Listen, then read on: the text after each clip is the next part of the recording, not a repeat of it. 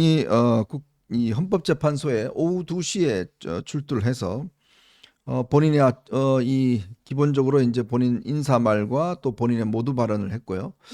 어제 이제 질문에 대한 답변도 했습니다. 어제 문영배 헌법재판소장 대행이 질문을 2가지를 했습니다. 사실 이제 헌법재판소가 이제 본격적으로 되면서 아마 전직 대통령은 옛날에 대통령들은 나가질 않았어요. 전직 때는 처음 나갔는데 근데 딱 제가 볼 때는 아마 제일 핵심적인 사안 2가지를 일단 물어본 것 같습니다. 그 첫 번째는 왜 당시에 이 최상목 대행한테 비상입법기구와 관련된 그 쪽지 예산 그거 왜 줬습니까? 요걸 한번 물었고요. 2번째로는 당시에 그 군인들한테 계엄군한테 의원들을 다 끌어내라 이 지시를 했느냐에 대한 것들을 물었습니다. 자, 그러면 그거에 대한 질문과 답변 한번 들어보실까요? 피청구인에 대한 질문을 하겠습니다. 첫 번째 질문은 국가 비상입법기구 관련 예산을 편성하라는 쪽지를 기획재정부 장관에게 준 적이 있으십니까?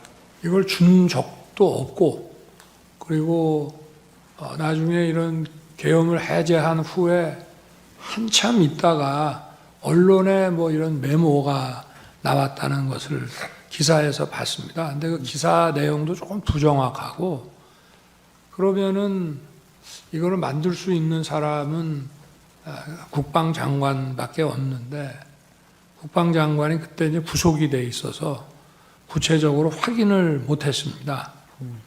그런데 그 내용을 보면 좀 그 내용 자체가 좀 서로 좀 모순되는 것 같기도 하고, 그런데 하여튼 뭐 그 부분에 대해서는 그렇습니다. 뭐 자세하게 또 물어보시면은 제가 아는 대로 답변을 드리겠습니다. 예. 두 번째 질문 자, 2번째는 좀 이따 듣고요. 네. 자, 당시 이제 김용현 전 국방부 장관의 공소장과 최상목 대행의 그 진술을 들어보면 당시에 이제 12월 3일 저녁이었습니다. 당시 이제 국무회의를 소집하기 위해서 장관들을 한둘씩 이제 다 도착하게 돼 있습니다.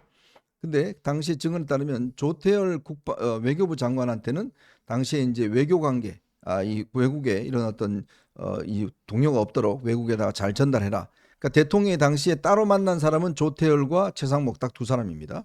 2사람인데 그걸 이제 먼저 조태열 장관을 불러서 이야기를 했고, 그 다음에 대통령이 10시 20분, 25분인가요? 당시에 이제 계엄을 선포하는 그 대국민 담화를 하고 난 다음에 돌아오면서 당시에 최상목 대행은 당시에 경제부총리인데 이 당시에 국무회의에서 굉장히 화를 많이 냈다고 그래요. 이거 발동하시면 안 된다 했고 좀 말다툼이 있었다는 거죠. 그럼 아마 대통령이 발표하고 난 다음에 돌아오는데 대통령이 옆에 있는 최상목 대행에게 이거 좀 참고해 라고 하면서 옆에 있는 그 이 실무자한테서 A4 용지를 한 장 받았다는 거예요. 근데 그때 최상목 대행은 읽어보지 않고 그냥 넣어뒀다가 나중에 그걸 봤다는 건데, 바로 거기 내용이 뭐냐면 국회 예산을 끊어라. 그 다음에 비상입법기구 관련된 예산에 대한 마련을 해라. 라는 내용의 A4 용지에 타이핑을 해서 한 3가지 정도의 요구사항을, 지시사항을 했던 그 문건을 받았다. 그리고 그거를 국수본에서 진술을 했고 국수본에 증거로 제출했습니다. 그런데 대통령은 전혀 그런 적이 없다라고 이야기를 하고 있어요. 저는 이제 어제 대통령의 진술을 보면서 대통령이 드디어 법률가스럽게 이야기를 하기 시작했다.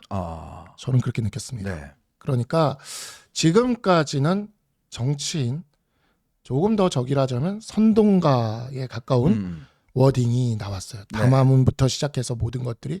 근데 어제는 정말 검찰총장 출신의 법률가로서 자신을 위한 형사 변론을 하기 시작했습니다. 그러니까 어제 보면은 그 증인과 관련된 이야기에서 가림막 이런 얘기할 때도 형사소송법을 준용하는 헌법재판의 의미에 대해서 설명하는 부분이 있었어요. 네네. 그리고 대통령 탄핵 심판에 있어서 결정적인 빼놓을 수 없는, 나머지는 다 진술인데 물증이라고 이야기할 수 있는 게 2가지가 있습니다. 네. 하나가 바로 포고문이고요. 포고령. 포고령이고, 2번째가 바로 이 최상목 부총리 권한대행에게 준 쪽지입니다. 쪽지. 이게 물증인데 이 물증은 명백한 팩트로서의 물증이 나온 거기 때문에 이것을 우리가 이제 증거를 탄핵한다 할 때도 탄핵한다는 표현을 써요. 우리가 이거를 증거를 이렇게 완전히 증거가 안 되도록 하는 이 탄핵하는 일을 하기 위해서는 이 부분에 있어서 내가 관여하지 않았음을 이야기해야 됩니다. 아, 내가 관여하지 않았다. 예, 그래야 윤석열 대통령에게 그 책임이 가지 않는 거예요. 네. 그러니까 이제 우리가 보면은 우리가 이화영이가 징역 9년, 징역 7년 이렇게 받고 있지만 이화영이가 끝까지 나는 이재명에게 보고하지 않았다. 지금 이러는 그렇죠. 식인 거잖아요. 네네. 그리고 계속 이재명도 계속 그에 대해서 주장을 하고 있지 않습니까? 그러니까 사실 그 부분을 입증하는 게 굉장히 어려운 일이거든요.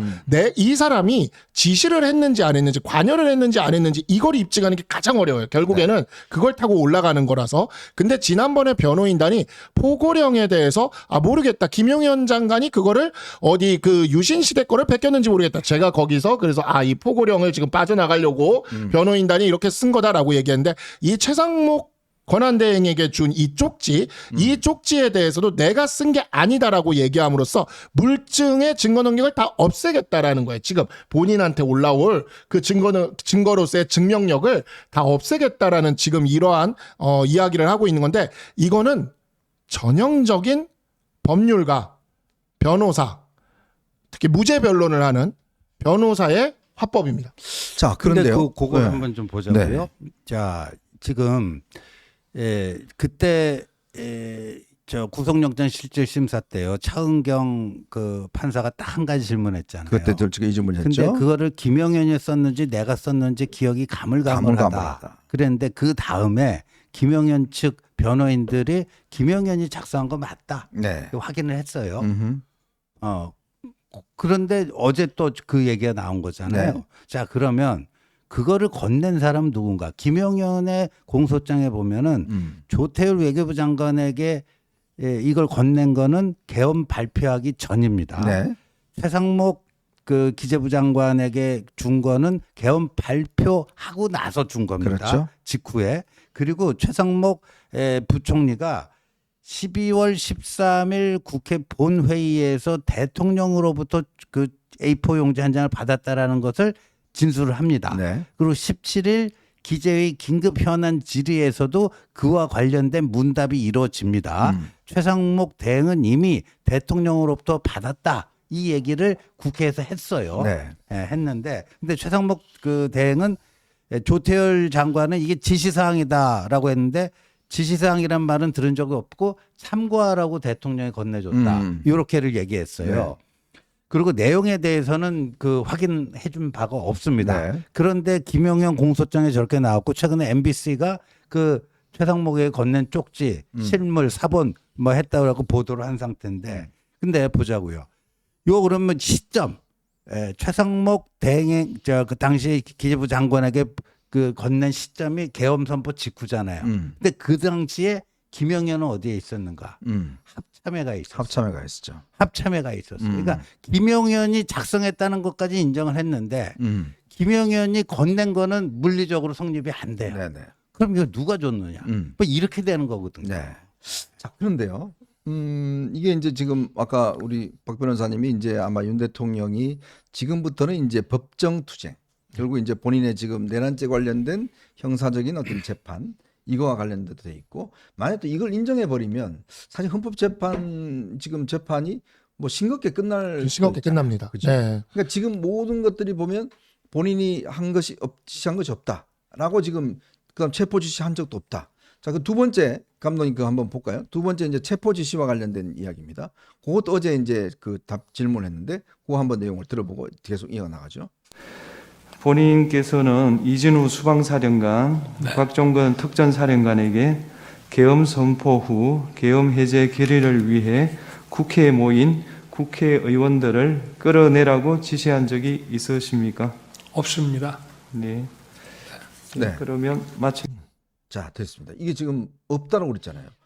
근데 이게 참 우리가 상식적으로 저는 좀 당황스럽던 게 이미 한 명이 아니라 여러 명이 곽종근 특전사령관이나 국회에 나와서 대통령이 비아폰으로 인원을 끌어내라. 그다음에 나중에 검찰에서는 또 거기에 총이라도 쏴라.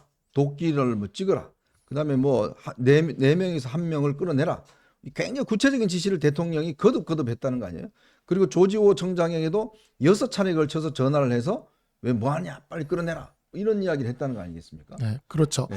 그러니까 이러한 부분들에 있어서 본인의 책임을 모두 단절시키기 위해서 이러한 발언들을 하는 것이고, 윤석열 대통령 같은 경우에 특수부 검사 출신입니다. 특수부는 바로 이와 같은 거대 정치 사건 또는 재벌 사건들을 해오는데 이 재벌 사건들 같은 경우에 특징이 있습니다.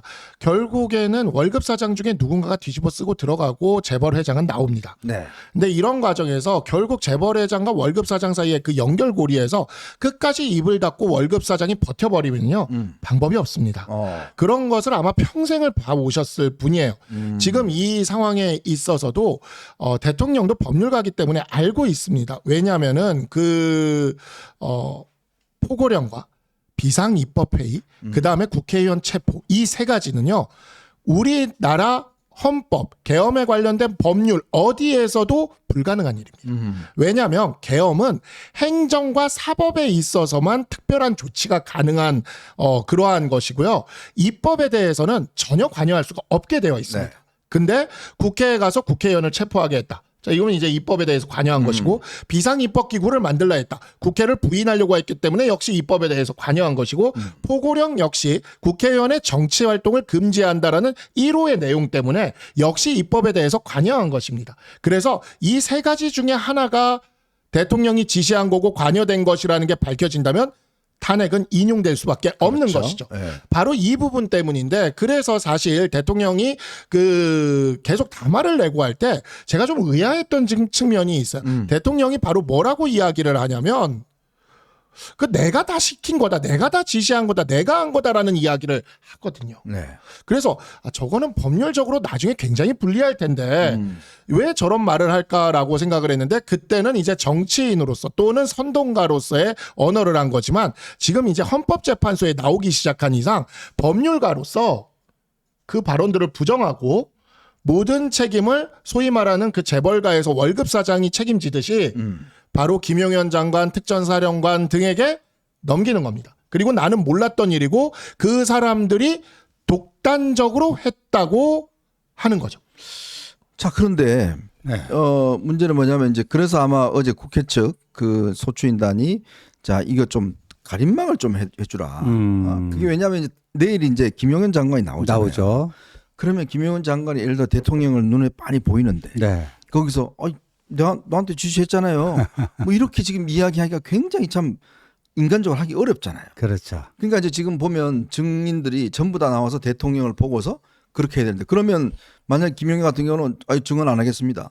증언 거부권 행사할 수 있는 거 아니에요. 그렇죠. 그러니까 이렇게 되면 이 재판의 지금 이 상황 자체가 꽤 오래 갈 수 있다는 그런 측면도 있을 수 있을 거예요. 저는 오늘 아침 조선일보도 그런 분석 기사를 썼던데 저도 비슷한 느낌인데 대통령이 이제 탄핵 심판 매번 나오겠다는 거 아니에요. 네네. 끝날 때까지. 어제 이제 처음 나온 거고 이후 이제 보통 지금 화요일, 목요일 일주일에 2번 잡혔습니다. 그렇죠. 매번 빠지지 않고 나오겠다라는 거예요. 그리고 대통령이 지금 그 물증으로 나온 그 최상목 쪽지마저도 지금 부인하죠. 본인하고는 상관없는 네. 거라고 부인을 하고 있지 않습니까? 그리고 현직 대통령이 저렇게 버티고 뭐하면요. 이게 길어질 수밖에 없어요. 네. 그다음에 증인들의 그 증언도 지금 우리 현정님 지적해 주신 대로 조금 더 상대적으로 자유롭고 편안한 분위기에서 할 수 있는 게 아니잖아요. 네네. 그러다 보면 목근역까지 올라왔다가 그냥 다시 들어가고 말 못하고 이런 경우도 왕왕 발생할 거 아닙니까? 그렇죠. 그럼 전반적으로 사실관계 규명에 있어서는 늦춰질 수밖에 없다 하는 생각이 듭니다. 근데 이제 형사재판은 보면 증거의 어떤 이걸 굉장히 엄중하게 따지지 않습니까? 증거의 수집이나 증거의 어떤 이 입증 여부라든지 엄중하게 따지는데 또 혹시나 증거가 예를 들어서 불법한 방법으로 됐으면 그냥 증거를 아예 그냥 인정하지 않잖아요. 근데 헌법재판은 그렇지는 않죠. 그렇긴 한데 형사소송법이 절차법적으로 적용되기 때문에 네. 형사소송법의 원칙도 적용된다고 보는 게 어느 정도는 또 그러한 설도 있어요. 그러다 보니까 어제 그 증인들 가림막과 관련된 걸 요구했을 때 대통령이 뭐라고 얘기를 하냐면 이건 형사소송법이 적용되는 것이다라고 딱 짚어버리거든요. 그러니까 그게 이제 형사소송법의 무죄 추정의 원칙이나 비욘드 더 리즈너블 다우트를 나한테 적용해 달라라고 앞으로 절차법적으로 계속해서 요구를 할 겁니다. 내일 당장 김용현 장관의 증인 신문이 있을 건데 여기서 진술이 엇갈리게 되면 이 엇갈리는 진술들을 또 하나하나 합리적 의심을 넘어서는 수준의 그 입증이 필요하다라는 걸 주장할 거예요. 근데 우리는 이제 탄핵 사건을 이미 2번을 기존의 판례를 갖고 있습니다. 네. 그 기존의 판례 중에 박근혜 대통령 탄핵 사건에서 헌법재판소의 입장을 보면은요. 당시 박근혜 대통령 탄핵 사건 때 헌법재판소는 그 탄핵 그 검찰이 수사한 공소장 있어요. 그 공소장만 가지고 그 공소장의 내용은 사실로 확정된 게 아닙니다. 그렇죠. 근데 그것만을 가지고 박근혜 대통령의 탄핵을 인정하는 근거로 써버렸어요. 아. 그래서 이번에도 또 공소장을 달라고 헌법재판소에서 수사기관에 요청을 했는데 네. 그게 지금 논란이 되고 있는 사안이거든요. 근데 박근혜 대통령 때 이미 한번 그러한 선례가 있고요. 당시 그러한 선례를 만드는데 탄핵소추 그 대표였던 권성동 원내대표가 역할을 했죠. 그러니까 그러한 일들이 지금 쌓여서 이 대통령에게 좀 불리한 그러한 상황으로 갈 수는 있습니다. 그러나 아까도 말씀드렸지만 저는 어제 딱 변론을 보면서 느꼈습니다. 대통령이 법률가로 돌아왔다. 법률가로 돌아왔고 이렇게 된 이상 이 탄핵 심판은 생각보다 오래 갈 수도 있겠다. 그러면 내란죄 부분에 대한 그 부분을 따져보지 않을까요? 그런 부분들에 있어서도 그러니까 이제 내란죄 부분은 따지지 않는다고는 하는데 결국에는 위헌 위법성을 판단을 하는데 그 내란죄의 문제가 되는 게 결국 그거거든요. 그러니까 계엄이 합법적으로만 이루어졌으면 합법적으로 이루어졌으면 내란죄가 적용될 여지가 안 없어요. 나죠. 네. 근데 아까도 말씀드렸다시피 계엄은 우리나라 헌법이랑 계엄법 어디에도 입법기관인 국회를 침탈해도 된다는 내용이 없어요. 그러니까요. 그게 문제인 겁니다. 네. 그래서 내란죄가 적용된 거거든요. 그러면 입법기관이 국회를 이 계엄군이 침탈하려고 했다라는 물증 3가지가 아까 말씀드린 포고령, 그 다음에 최상목 그 권한대행에게 보낸 쪽지. 그 다음에 이제 아까 실제 군인들 뭐 들어가서 하는 장면들. 맞아요. 예, 군인들이 그렇게 들어간 그런 장면들. 이 3가지거든요. 그래가지고 이제 군인들이 그 국회의원들을 체포하라 했다라는 네네. 그 3가지거든요. 그래서 결국 쟁점은 이 3가지일 겁니다. 이 3가지가 벌어졌다라는 거 전 국민이 다 봤어요. 포고령 다 봤죠. 그 최상목 권한대행이 쪽지는 지금 수사기관에 제출했거든요. 수사기관에 제출했죠. 체포하려고 계엄군이 움직이는 거 전 국민이 다 봤습니다. 그렇기 때문에 이 3가지를 대통령은 모르는 게 돼야 됩니다. 모르는 게 모르는 게 돼요. 모르는 게 그럼 나중에 내가 계엄했나? 야 김용인이 네가 했니? 뭐 이런 거 아니에요 지금? 아 정말 그런 생각까지 얼핏 드는 게 저런 식으로 계속 주장하면 나중에 내가 계엄했나? 김용인 네가 했지. 뭐 이렇게까지 될 것 같아요. 글쎄요. 점점 이제 그 묘하게 이제 대통령의 진술이 바뀌고 있는데 저는 이제 좀 이제 윤곽이 잡히는 게 우리가 그 헌법재판소 51조에 갖고 그 탄핵 사유가 그 형사 탄핵 동일한 사유로 형사 재판 먹었을 때? 소송이 진행되고 있을 때는 탄핵 심판 정지할 수 있다. 그렇죠. 그러면 이거를 이제 왜냐하면 탄핵 심판을 정지해야지 파면이 늦게 결정되더라도 늦게 되니까 네. 뭐 그럴 거라고 생각했는데 대통령 측은 오히려 거꾸로 했잖아요. 예, 일단 탄핵 심판에 집중한 다음에 그다음에 그 형사 사건 그 수사나 뭐 이런 거 받고 싶다 이런 얘기를 했잖아요. 네. 그러니까 보니까 지금 저기는 공개적인 데고 예, 그 재판정보다는 이제 뭐 형사소송법 그 준용한 데지만 그래도 상대적으로 뭐 그 이제 입증이라든가 이런 거에 대해서 조금 더 널널하고 또 자기가 이제 이게 얘기하는 게 다 많잖아요. 공개가 되고 뭐 이런 거니까 여기서 그 내란과 관련된 거를 조금 하는 게 예, 형사 재판에서 하는 것보다 조금 더 낫다. 네. 낫다라고 하는 판단을 내린 게 아니냐. 그래서 이쪽에서 먼저 내란과 관련된 거를 최대한 저런 식으로 방어를 해가지고 거기서 선방을 해내면 그리고 그걸 가지고 형사 재판에도 가면 좋지 않겠는가. 뭐 이런 전략을 세운 것 같아요. 이게 이재명이 흔히 골프를 쳐놔놓고 골프 안 쳤다고 하는 이야기나 뭐 사진 뭐 하면서 흔히 옆에 김문기 씨 알면서 모른다고 하는 이야기나 그리고 그동안 역대로 제가 이렇게 이런 걸 집회해 보면 다 이제 보스들은 그거 다 내가 했습니다. 내가 지시했고 내가 다 책임지겠습니다.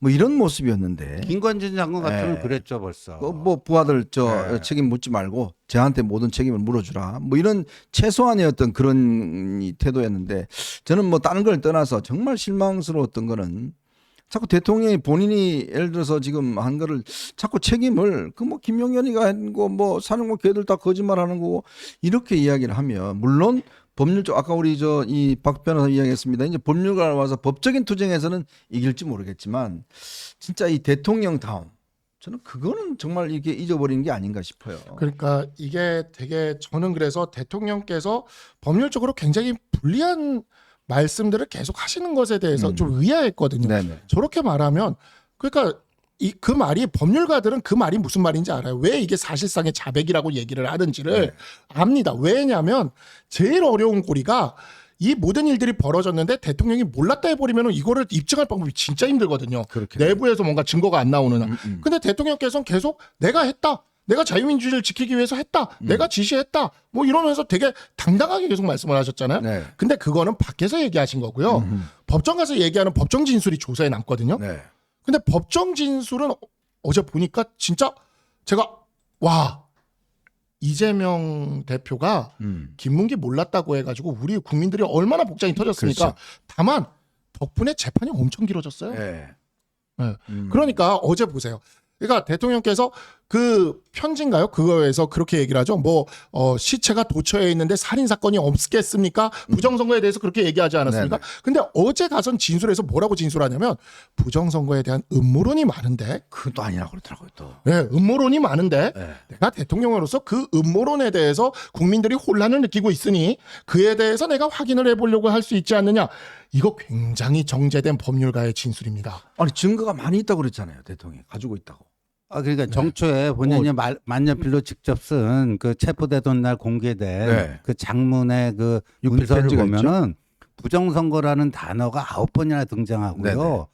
무슨 증거가 너무 많다. 너무 많다고. 그다음에 선관위 시스템이 관리 시스템이 엉망진창이다. 그 글을 보면 부정선거 완전히 확정적으로 이렇게 부정선거라고 단정을 내리거든요. 네네. 근데 어제는 완전히 말이 달라졌어요. 아니 참 이해한 게 거기 제가 확인하려고 들어가보고 팩트 확인자 부정선거 이야기하는 건 아니고요. 팩트 체크 차원에서 그랬다. 전 그래서 아니 왜 이렇게 그동안 그러면 부정선거 본인이 확정적이고 증거도 있고 난 변호인들이 뭐라고 그랬습니까? 다음 재판 때 공개하겠다고 그랬잖아요. 네, 맞습니다. 이게 이제 변호인의 조력을 받을 권리라는 국민의 기본권을 최대한으로 실현시켜 준다라는 건 변호사들은 약간 비루할 정도의 그 절차를 막 이렇게 지연시킨다던가 진술을 엇갈리게 이렇게 변론 전략을 어떻게 한다라던가 이런 것들이 굉장히 비루할 정도로 그런 것들을 하는데 저는 사실 윤석열 대통령 변호인단들도 약간은 깜짝 놀랐거든요. 네, 아니 대통령을 위한 변론을 하는 게 아니라 무슨 정치투쟁의 장으로 여기를 생각하시나? 라는 생각이 들어요. 대표적인 게 부정선거 변론을 그거였죠. 하신 것 같아요. 오키나와의 99명의 네. 주일 미군 기지에 갔다라는 그 뉴스 그거를 확인하기 위해서 사실조회를 신청하는 저걸 신청한다고? 저거를 법원이 헌재가 받아준 다음에 저게 오게 됐을 때 엄청나게 악영향을 끼칠 거로 생각을 하면 그때 그 변호사님이 그 진술하는 걸 제가 보면서 되게 경악을 했거든요. 저걸 신청한다고. 근데 변호인단이 부정선거 있다고 99명 오키나와 주일 미군 기지에 갔다고 그거 증거 내달라고 그렇게 신청을 했는데 대통령께서 어제 오셔가지고 그냥 부정선거에 대해서 내가 생각하는 건 아니고요. 네. 그걸 확인하기 위한 겁니다라고 이렇게 딱 해버리지 않습니까?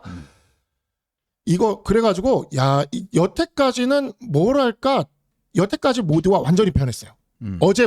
어제부로 변했고 이것이 얼마나 변했는지 확실히 볼 수 있는 건 내일 김용현 증인신문입니다. 네. 그리고 제가 단적으로 말씀을 드리는데 내일 김용현 증인신문에서 대통령의 진술과 김용현의 진술이 엇갈린다면 헌법재판소도 이 결정을 빨리 내리기 어려워질 겁니다. 참 일단 내일 아마 오전에는 이진숙 방통위원장에 대한 심판 그래. 결론이 나오고 오후부터는 또 대통령 이 부분에 대한 어떤 심판이 또 진행이 될 것 같습니다. 내일은 또 이재명 재판도 내일 또 그렇죠. 시작되고 내일 하여튼 빅데이입니다. 네, 내일이 네. 빅데이예요. 네. 네. 지금 보니까요. 이재명이 항소심 내일 첫 번째 공판 열리잖아요. 네. 증인을 7명 신청해 놨다는데요. 7명에 신청할 게 있습니까?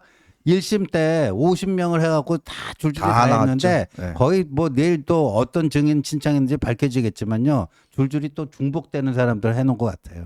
자,